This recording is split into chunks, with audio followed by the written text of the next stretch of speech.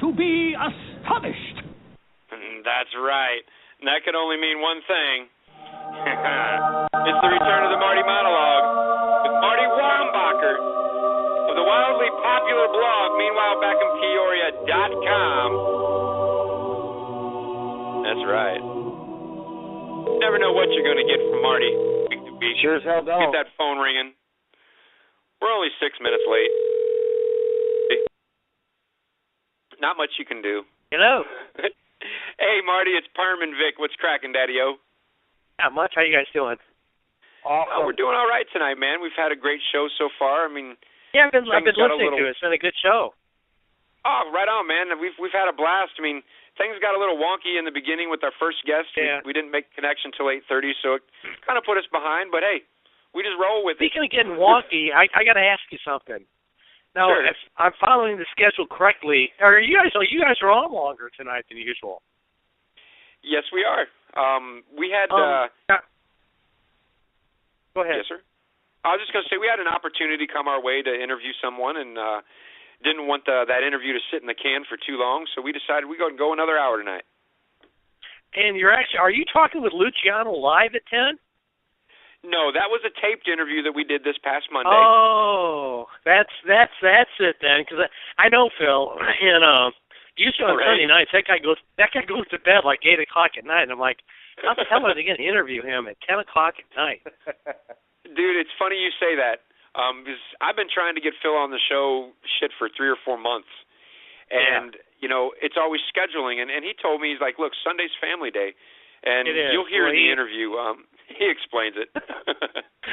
I can't wait to hear his explanation, because I think I know a little different one. He may call it Family Day, but the translation of Family Day, I think, could also be called Drinking Day. I think that guy starts drinking around. I think he starts drinking around 10 in the morning. No, I'm not kidding you. When I saw him, I'm like, wow, Phil's going to be on there at 10 o'clock at night. I've been over there on Sundays. I've been part of the whole thing, and it's like around 7 or 8. He's ready to hit the old hay. Yeah. Oh yeah, man. Sucks getting old, don't it? I know. Well, I'm the oldest guy in the room, so I always know. And speaking of old, it's a pretty good segue into my monologue tonight. Right on. I'm going to read another chapter from my book, The Boy Who Would Be a Fire Truck. I love it. And I can't wait. It's about when I grew up. I mean, I do feel lucky. I'm 56 years old, and I feel lucky that I grew up when I did, because people my age, I'm the same age as Madonna and what Michael Jackson would have been if he lived. And I think we lived in really curious times. It did bring out, I don't know, it brought out like that you wanted to be creative and do stuff, because you were like a kid in the 60s. And like 1966, I was 8 years old, but I was really tuned into stuff because I had an older brother who was into music. And it's like I was a kid in the 60s, but I got to see it all happen. And people always talk about the 60s and whatever, and like when did the 60s really start, and when did they end? If you want to read a good thing about when the 60s ended, just Google The Wave Speech, Hunter Thompson. He writes about when the 60s ended. But I wrote a chapter about, for me, it's like they started at different times for everybody, had their own little experience when, like, yeah, you know, that's when I remember that I really got into a 60s frame of mind. And I wrote a chapter about that, and so here it is. It's called The Pink Store and the Start of the 60s. And it starts out like this. Well, when did the 60s start? It's an old question. Everyone's got a different answer. Some say the 60s started after Kennedy got his brains blown out all over Dealey Plaza in that city of rednecks and two-steppers that most people call Dallas. Others say it was in 1964 when the Beatles' first Yeah, Yeah, Yeah'd all over the screaming din of wild-eyed teenage girls on the Ed Sullivan Show. Still others cite when Dylan jolted his folky followers by going electric at the Newport Folk Festival. The way I see it, the 60s started at a different point for everybody. For me, the 60s started in 1966. Every summer when I was a little kid, my family would vacation for a week in Wisconsin. It wasn't the Wisconsin Dells, but it was close. We'd rent a cabin with a screened-in front porch and a grill in the back. There was a lake and a sandy man-made beach and a shuffleboard area and a park and a pink store. The pink store, it didn't really have a name, but it was pink, hence the pink store, was a small converted cabin that sold candy and ice cream, and there was an old-time soda fountain with a small horseshoe bar surrounding it where you could sit on a stool with your ice cream. Next to that was a jukebox, 3 plays for a dime. My dad's brother and his wife and kids, my Uncle Bill, Aunt Ann, and our cousins always rented a cabin, and both families would try to be the first one to arrive on the scene. This year we won. We unpacked and we got settled into the cabin, but our cousins hadn't shown up yet, and myself and my older brother Jim, I was 8 years old at the time, he was 10, were growing restless. To give us something to do till our cousins showed up, our mom gave us each a quarter and told us to go to the pink store and get a treat. Well, she didn't have to ask twice. So we lit out down the road, made our way down the park, past the horseshoes and shuffleboard area, and opened up the screen door and made our way into the pink store. There was a half a dozen kids hanging out. Some were standing drinking sodas, and a few others were seated at the wooden stools. I distinctly remember that all the boys, there were 4 of them, had crew cuts or closely cropped hair that was almost a crew cut. It was a bit of a strange sight because everyone I knew, including myself and my brother, had Beetle Bangs hairdo. Basically, it was your hair combed across the forehead just above the eyebrows. These guys looked like they had just stepped out of a rerun Adobe Gillis. The jukebox was going, and if I remember correctly, the song playing was Keep On Dancing by the Gentrys. My brother Jim and I went up to the counter, and we each ordered a king cone, which was a frozen vanilla and caramel ice cream cone with nuts on top. The guy behind the counter looked like a high school kid who didn't seem to be too thrilled to be there at all when all the action was on the other side of the bar. He was tall, although since I was a short little run at the time, anything over 4 foot seemed tall to me. He was slim and he had a flat-top hairdo. He looked a little like Reggie Mantle from the comic strip Archie. He was wearing an ice cream-stained apron over a white T-shirt and jeans. We ordered our cones, and he served them up with great disinterest. Then we wandered over to the jukebox, and that's when the trouble started. Remember, this was the year 1966. This was also the year that John Lennon made a scandalous statement that the Beatles were more popular with kids than Jesus Christ. It sent the country into an uproar, even though it was the truth and everybody knew it. Overnight, assholes were burning their Beatles records in magazines, and radio stations were banning their music. Well, none of this mattered a whole hell of a lot to Jim and me. We were big Beatles fans, so we really weren't influenced by some redneck DJ telling kids not to listen to them. We didn't really think too much about this whole thing, and it was with this frame of mind that we approached the jukebox. Keep On Dancing by the Gentrys had just ended, and we each put a nickel in and got 3 plays.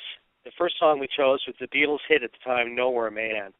It took about 5 seconds for the song to kick in as we were picking our other 2 songs. We picked What Goes On, the flip side of Nowhere Man, and The Pied Piper by Crispy and St. Peter's. We turned around, and every kid in the store was staring at us like we were covered in warts and shit was dripping from our eyeballs. One by one, every kid got up and left the store. We looked at each other in disbelief. Seconds later, the flat-top counter boy had come out from behind this perch and walked up to us. "Why don't you 2 take your ice cream and eat it outside," he said in a flat yet angry tone while pointing at the screen door. "Our song is still playing," Jim told him. Since he was 2 years older than me, he was usually the spokesperson in the uneasy moments like this. As we stood our ground, Flat Top walked behind the jukebox and unceremoniously unplugged it. The music stopped, and he walked back over to us. "It's over now," he said, and he led us to the door. There wasn't much we could do. We were just little kids, so we left. Now, that's a sickening lesson to learn when you're just 8 years old, but it's one that stuck with me, and I'll never forget it.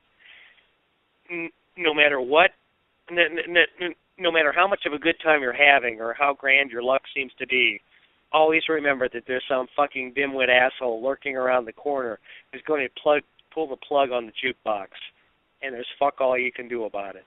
That's when the 60s started for me. Hell yeah. It's just a memory that I had from... Huh? I was just going to say, there always seems to be somebody standing around the corner ready to unplug my jukebox. No, it is, and it's something I learned when I was 8 years old, and it was at those times. You guys weren't around then because I'm older than you, but it was like in 1966 when John Lennon made that remark. It sent things into just a tizzy for them, and they were actually touring the South, and I've seen interviews with them where they said they had so many death threats, and the Ku Klux Klan was threatening to assassinate them. all over this statement that John Lennon made, which really was the truth. And in retrospect, he said it was taken out of context, where he kind of more or less said it was kind of sad that, you know, they're more popular than Jesus and religion to most kids, kind of saying, like, it's kind of pathetic. And he came out later and tried to apologize for it. But, no, it was true at the time. I mean, kids were more tuned into that than religion. I mean, I was. I still am to some effect. For sure. And, you know, the 60s, that whole era, I mean, you know, of course you can say that for the 70s and for the 80s, but there were monumental instances, things that were just life-altering that happened in the 60s that still affect us today. And those of us that didn't live through it will never quite understand it, you know, can only really get a decent grasp as much as we can research it, you know? Well, I can remember as a young kid, like, traveling around with my parents and being like somewhere south of here, and where it would be, there would be like a sign saying, you know, this is the colored section for people to eat at, where things were segregated between white and black. And I mean, yeah, it was something to see. I mean, and to watch all the, I don't know, the whole civil rights thing unfold and the music. Like I say, I feel lucky that I got to witness all of it. I remember, like, in 1967, the summer of 67, the summer of love, and you just had a feeling. I was 9 years old, but I remember thinking, wow, this whole world is going to be so much different when I get older. And then, me and my brother Jim were really close. We always kind of talked about it. But then I remember in the mid-'70s saying to him, we were both in high school, and saying, remember all that shit in the 60s we thought was going to happen? That isn't going to happen, is it? And it didn't. You know, one thing that I always wanted to ask somebody, you know, and I never have, that lived in that era, you know, in '69 when Woodstock hit, because music is such an influence in my life. You know, even though you were a little too young to go to it, your brother a few years older, what was it like just being a kid when Woodstock actually happened? I mean, I've watched documentaries and I've seen movies and read articles and whatnot, but you know, I mean, to actually live through that time and experience, you know, the wave that passed across the country, I mean, there's nothing quite like that anymore today. Oh, no, there's not. I feel like I lived through a special era. I was 11 years old when Woodstock happened. I was really into music and stuff, too. And I remember, like, reading Rolling Stone magazine. It wasn't like today where you could hit YouTube and see all this shit going on. It was like you had to wait for Rolling Stone to come out. I read Dick Cavett, I think it was Joni Mitchell who wrote the song Woodstock that Crosby, Stills, Nash and Young sang. Yeah. I think she was on the Dick Cavett show singing that because she got stuck somewhere and couldn't go to it.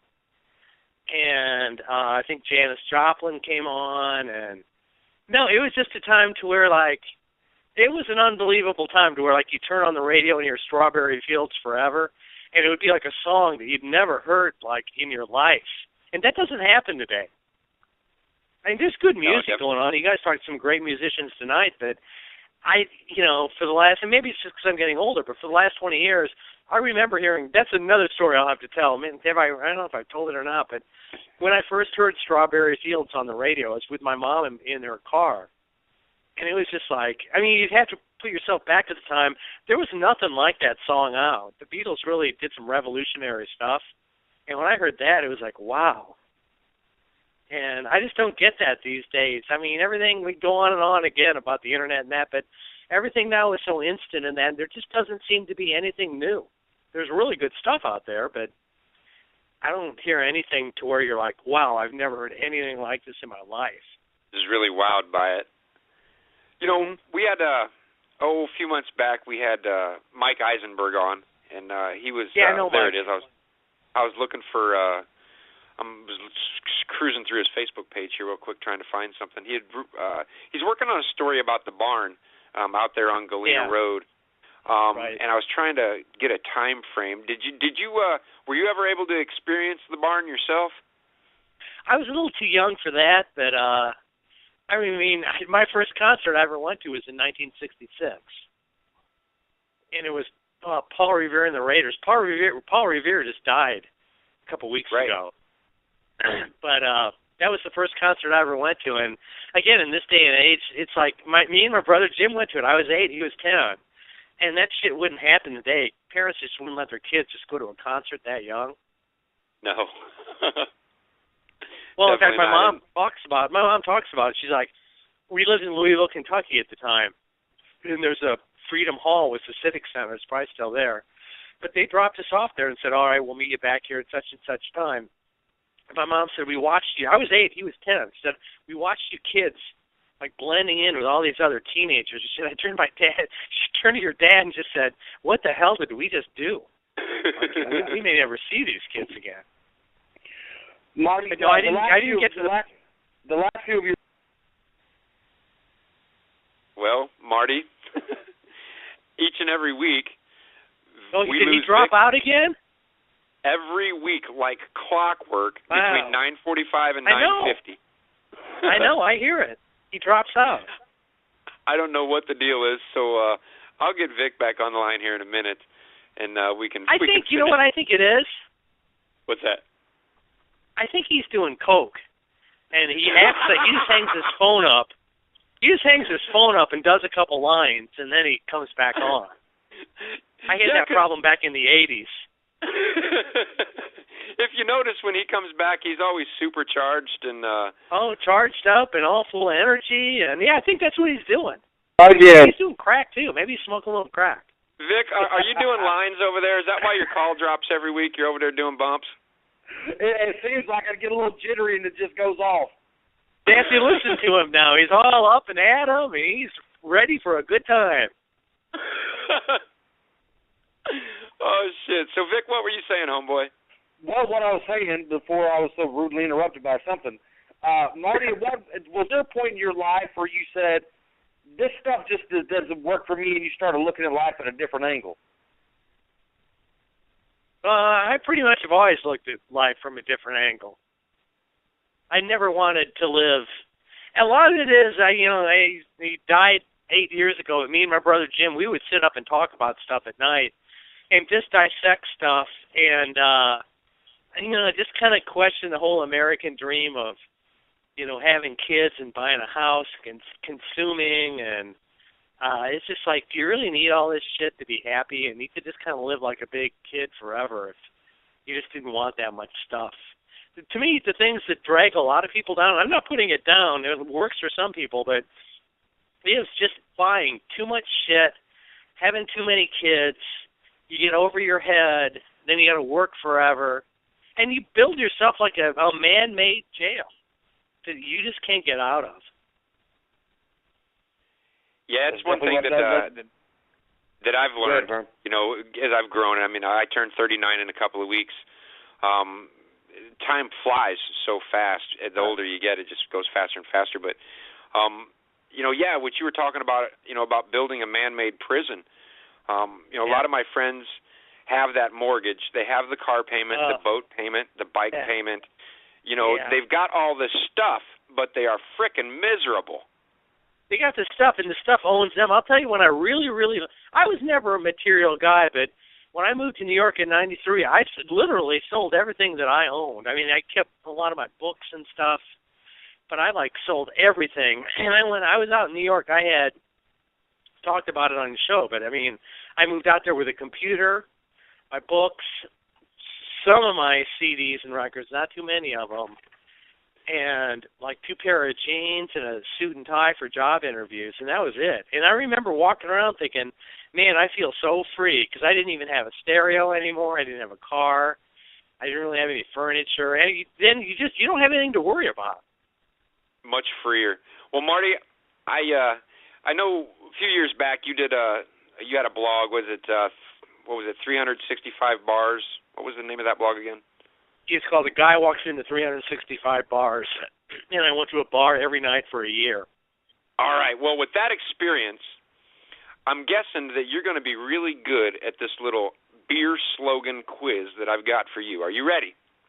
Oh, I'm ready. Let's see. Now you're putting me on the spot, but let's go. All right. Australian for beer. It's what? All right. I'm going to give you a slogan, and then I want you to give me the brand name. Okay. Australian for beer. It better not be Foster's. That is it. Yes, sir. Foster's is the correct answer. Okay, well, you know what's funny about that is Australians fucking hate Foster beer. No kidding. Yeah, it's like their own Milwaukee. That's what it is over there. Well, no, I know a lot of Australians. Because of that blog, well, it really blew up at one point. The New York Daily News wrote it up, and then the UPI Wire Service picked it up, and then I was on the Australian version of the Today Show in Australia. I was live on their show. And in turn, I had like thousands of Australians started following my blog. They loved to drink. And they all would say to me in correspondence, or I met some of them in New York, be like, you Americans, everybody thinks that, Foster's is the big beer. So they said in Australia, it's like a joke. It's like a shit beer. Oh, damn. Yeah, they don't like it at all. Well, it's definitely got to be a marketing thing here in the States. It is. That's it for damn totally sure. is. It totally is. All right, Marty. Well, how about this one? I know you'll get this one. Great taste, less filling. Miller Lite. Yes, sir. All right. How about this one? It doesn't get any better than this.